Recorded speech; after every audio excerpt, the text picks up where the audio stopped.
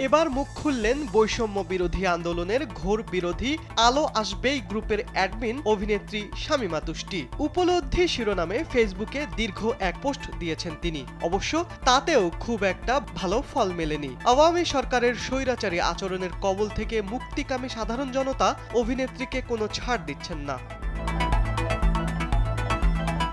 আন্দোলনকারী ছাত্র জনতার গায়ে গরম জল ঢালতে চাওয়া আলো আসবে গ্রুপের অন্যতম সদস্য শামীমা তুষ্টি তার পোস্টে লিখেছেন, আমি এই মুহূর্তে যা লিখতে চাচ্ছি আমি জানি তার জন্য আমি গালি ও ট্রলের সম্মুখীন হতে পারি, তবুও আমি আমার পজিশন ক্লিয়ার করতে চাই।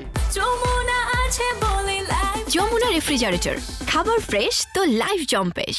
এরপর তিনি লিখেছেন, আমি প্রথমেই বলে নিতে চাই যে আমি একটা রাজনৈতিক দলের সক্রিয় কর্মী, বাংলাদেশ আওয়ামী লীগের সক্রিয় কর্মী। এটার কারণ আমার বাবা মুক্তিযোদ্ধা ছিলেন এবং 1965 সালে বাবা মালিবাগ আওয়ামী লীগের সাংগঠনিক সম্পাদক ছিলেন। তাই আমার বাড়িতে সবসময় এই পরিবেশই ছিল যেখানে মুক্তিযুদ্ধের পক্ষের শক্তিকে আমি আমার নিজের পক্ষ ভেবেছি। আমার এই পক্ষপাতিত্ব যে ভুল তাও আমি মনে করি না। আমি মনে করি আমি আমার অংশগ্রহণ ঠিক বিবেচনা করেই করেছি, কিন্তু এই দলের সদস্য হওয়া সত্ত্বেও আমার নিজের কিছু বিচার বিবেচনা আছে।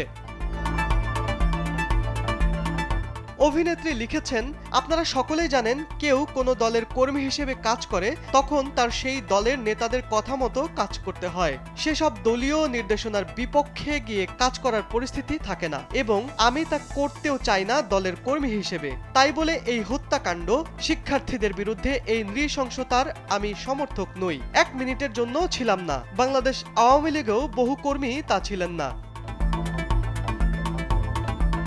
শামীমা আরও লিখেছেন, আমাদের অনেকেরই পজিশন নেওয়া দরকার ছিল, অনেক আগেই দরকার ছিল। আমি জানি আপনাদের অনেকে এই কথাতেও ক্ষুব্ধ হবেন, কিন্তু আশা করি এটা মানবেন যে আমরা বাংলাদেশে কি ঘটছে তাও জানতে দেরি করেছি। দলীয় রাজনীতির মধ্যেও খবর ফিল্টার হয়। এরপর তিনি লিখেছেন, যার সন্তান গেছে তার অবস্থা ভেবেছি। প্রতি মুহূর্তে আমি আমাদের কেউ একটা পজিশন নিতে গেছি, সেসব পজিশন কারো না কারো কারণে অন্য আরেকটা পজিশন হয়ে গেছে। আমরা বিটিভিতে গেছি শিল্পীরা সহিংসতা ও ছাত্রদের হত্যার বিরুদ্ধে প্রতিবাদ করতে, করেছেনও, তবে সেটা সংবাদে তেমন করে আসেনি, কিন্তু যা এসেছে তাতে আরো ভুল বোঝার জায়গা তৈরি হয়েছে। তবে যা দেখা গেছে সেটাও ঠিক না তা আমি বলবো না। আমরা হাসপাতালেও আহতদের দেখতে গেছি, আর তখনও আমি সকল কিছু বুঝে উঠতে পেরেছি তেমন না। পোস্টের মাঝামাঝি অভিনেত্রী লিখেছেন, আমরা যে যাই ভাবি না কেন দল মূলত কি করতে যাচ্ছে বা কি করবে তা সম্পূর্ণ জানার উপায় আমাদের ছিল না।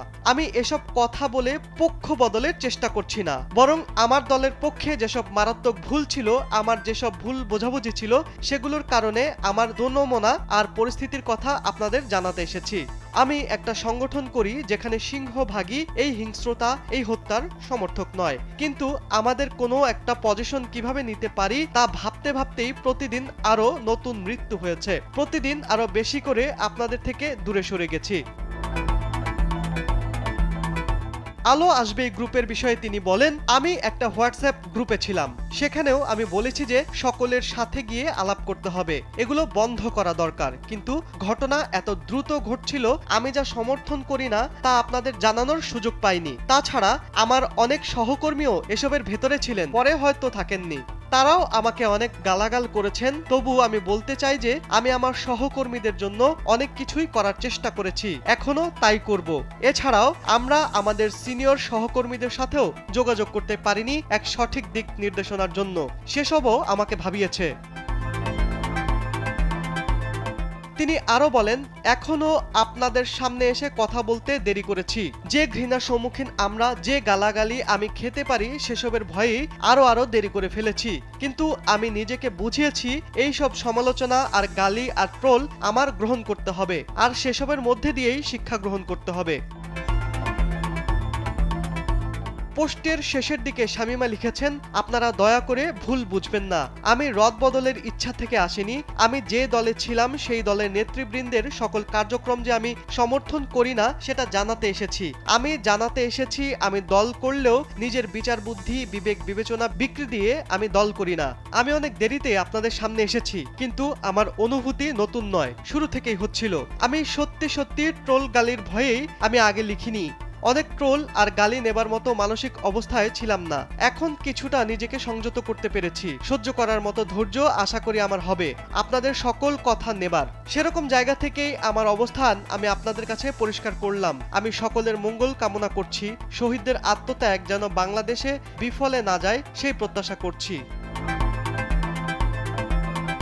পোস্টের শেষে নিজের নাম ও দিন তারিখ লিখে দিয়েছেন অভিনেত্রী। আলো আসবে গ্রুপে আরও যুক্ত ছিলেন ঢাকা 10 আসনের সাবেক সংসদ সদস্য ও চিত্রনায়ক ফেরদৌস আহমেদ ও চিত্রনায়ক রিয়াজ।